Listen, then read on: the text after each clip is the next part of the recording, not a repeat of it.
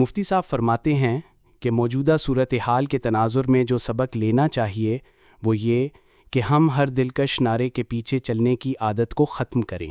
جذبات کی رو میں بہنے کی بجائے عقل و سمجھ سے کام لیں اور دشمنوں کی چالوں کو سمجھیں۔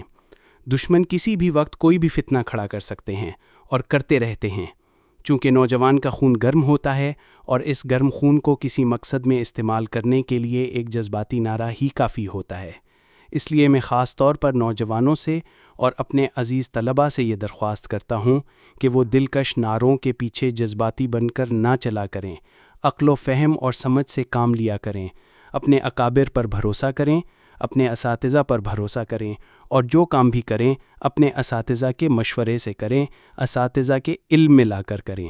اساتذہ کے دیے ہوئے رہنما اصولوں کے تحت کریں۔ اگر اس طرح کریں گے تو انشاءاللہ آپ محفوظ رہیں گے۔ اگر خدا نہ کرے کہ دل فریب نعروں سے متاثر ہو کر کوئی اور راستہ اختیار کر لیا تو نہ جانے کون سا دشمن تمہیں کہاں بہا کر لے جائے گا اور تمہیں پتہ بھی نہیں چلے گا۔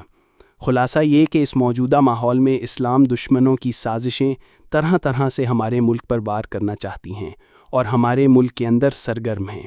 اور ان کا راستہ یہ ہے کہ کسی گروہ کو ایک جذباتی نعرہ دے دیا جاتا ہے۔ وہ جذباتی نعرہ ایسا ہوتا ہے کہ جو نوجوانوں کے دل و دماغ کو قابو کر لیتا ہے، اور وہ بلا سوچے سمجھے اس نعرے کے پیچھے چل پڑتے ہیں اور یہ سمجھتے ہیں کہ ہم اسلام کی اور ملک و ملت کی بڑی خدمت کر رہے ہیں، ہم جہاد کر رہے ہیں۔ یہ تصور اس کے دل میں پیدا کر دیا جاتا ہے، اور اس کے نتیجے میں جب مختلف گروہ بن جاتے ہیں تو ان کو باہم ایک دوسرے سے لڑا دیا جاتا ہے، جس سے نفرتیں جنم لیتی ہیں اور قوم تقسیم ہو جاتی ہے۔